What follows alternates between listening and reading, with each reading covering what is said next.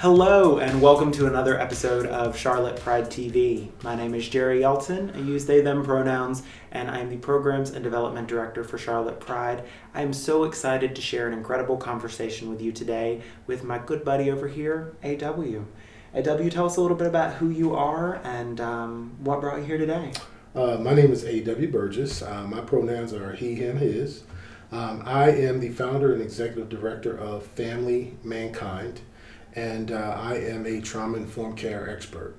My specialty is domestic violence and the remnants of domestic violence, such as child abuse, sexual assault, and bullying. Yeah.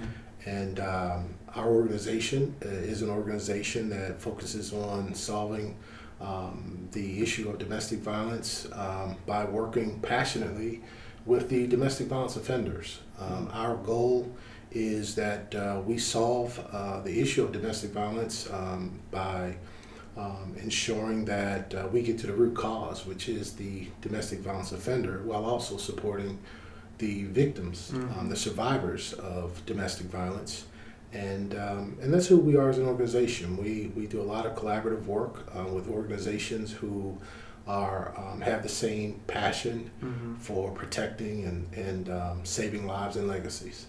I love that. I love the holistic approach that you take. There's not just one piece of the community, the offender or the victim who's being considered in this. It's helping us create something that allows everyone to be living a better life and to move past something that has happened. I think that's really important. Thank you. Tell me a little bit about what your services look like. Like, how do folks interact with you? What's a kind of a day in the life of AW? My day it can be very complex in that obviously we work with the offenders, and so if we have, as I always say, we're not calling offenders out. We're calling them in. Domestic violence is a treatable scenario, and and it begins with me. I am a former domestic violence offender, and in my senior year of college, when my life was, from the aspect of doing all the right things, senior year, going to law school, had a $125,000 a year job offer, and literally my girlfriend, my partner, told me that it was over. And that was something that I couldn't accept. I began stalking her, doing all the classic things that offenders do. Calling her, harassing her, name calling, and emotional roller coaster over time. And before I knew it, I was in handcuffs in my senior year of college when I should have been focused on graduating, having fun. Life took over. And so part of what we're doing is, starting with me, is the accountability part of helping people who may not be able to help themselves. And in the grand scheme of things, we're helping the survivors. Because obviously, when we fall in love with the right reasons. We fall in love with that person, but we don't know about that dysfunction that that person may have. And so whether, that's why I said, we're saving a life, we're saving a legacy, because for all of us, we have something in mind when we have a partner, and I don't think we go into it believing that we want it over, right? And so for me is so that if you don't want to be that for your partner, meaning if you want to stay in a relationship and your partner needs that help, or you're the offender like me and you want the help to save your relationship, that's what we're here for. We're here to help that person. I don't even call them offenders or batterers or abusers. We refer to them now as trauma harmers, and we do that so that the survivors and the community can thrive, healthily. But also we also help people who are what we call bystanders and sideliners. We refer to them as voyeurs, people who may be witnessing it and don't know what to do. And so it's a lot of different avenues that we travel to ensure that whomever's being impacted can get the help that they need so they can help themselves and then go on to help others. Wow. Thank you for sharing a bit of your own story there. No problem. Thank you. I'm sure you do it often, but it makes an impact every time you do. Thank you. Telling a little bit about who we are and what we've been through how you help others realize, oh, that's where I am and how I can get out of that myself. Yeah, yeah. I mean, I've always said, everybody uses the word real. I keep it real, A.W. I keep it real, Jerry. But to me, real, R-E-A-L, stands for really effective at loving or really effective at lying. Oh, wow. And I say all that because, for me, being an offender, oftentimes you're really a hypocrite. You're a hero in the public with your family, friends, and coworkers, but you're this zero at home with those, your friends and those that really in love with you. You're abusing them mentally, physically, psychologically, financially, spiritually. And so when I say, can we keep it real, the it that I'm speaking of is the dysfunction. And I always say, if you want to be healed, it has to be revealed. And that's the beginning of the recovery and the journey to healing. That you've got to be totally honest and transparent, that whatever's in you, those toxins, you've got to get them out of you. And that's why I say, if you want to keep it real, reveal it. I like that. Thank you. So as everyone knows, we are here as an LGBTQ organization. You and I actually met when doing a training on LGBTQ inclusive language through our friends at the library. Tell me a little bit about how LGBTQ folks fit into this work. Many times when we think about domestic or interpersonal violence, we think of a heterosexual cisgender couple, but there are queer couples facing domestic violence, and frequently they're not thought about. Tell us a little bit about how folks from our community fit into the work that you do. You're exactly right. I think there's a lot of mistaken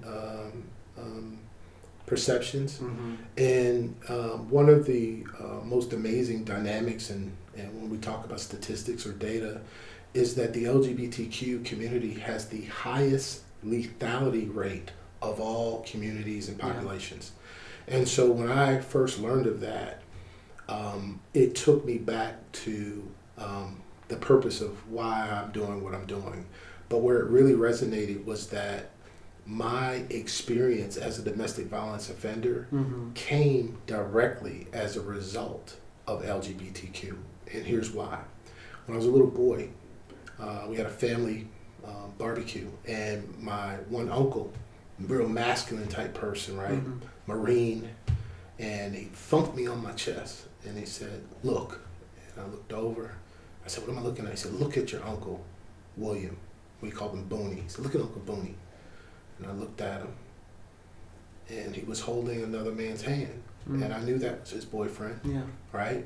And he said to me, my uncle, that is the Marine, said, "If I ever catch you holding another person's hands like that, I'm gonna break your nose. I'm gonna break your face." And he thumped me in my chest as hard as he could. And that stayed with me. And so fast forward, 7, 8 years later, here I am with my girlfriend in my first car, and I told her, "I'm gonna take you to the mall." When we get to the mall, and I said, "Don't you touch that door. I'm gonna walk around and open the door for you." And so I did, and I pulled the door. She gets out. I close the door, and she extends her hand to me, and immediately takes you back. And I said, "What are you doing?" And she said, "Oh, I want to hold your hand as we walk around the mall." And I said, "Do you think I am gay?" And she had this, just like you, she did the same thing, like, what are you talking about? Like, what? I said, "You think I'm gay?" And she said, no, I don't get what you're saying. I see my mom and dad holding hands when we're at the mall. My sister and I, we hold our hands as we walk. And I said, "Don't you ever ask me to hold your hand." And in my mind, I didn't understand the distinguished part of it, and it really shouldn't have mattered, right? But because they had ingrained that in me, and the amazing part was my uncle was the most loving person to me of all people who supported me. And then it just, as I got older, it made sense. They always excluded him. They always, had a funny joke or a demeaning joke to say to him. And we were present, and we saw it, and we heard it, and we felt bad. And so in my work that I do today, I will never forget what my uncles had done to me, because I went to prison in my senior year of college, and it was the psychiatrist that pinpointed that very moment. And so for me to have an implicit bias that was so unfair to me, Yeah. right? It was never their position. My uncle shouldn't have taken that position because, one, at the end of the day, my uncles loved me, and if I had to pick one, I would have picked my uncle who was holding hands with other men, because this was the person that never judged me, never abused me, never did anything to me. Absolutely. And so I owe that to everyone, and especially those who can't defend themselves, regardless of LGBTQ or not.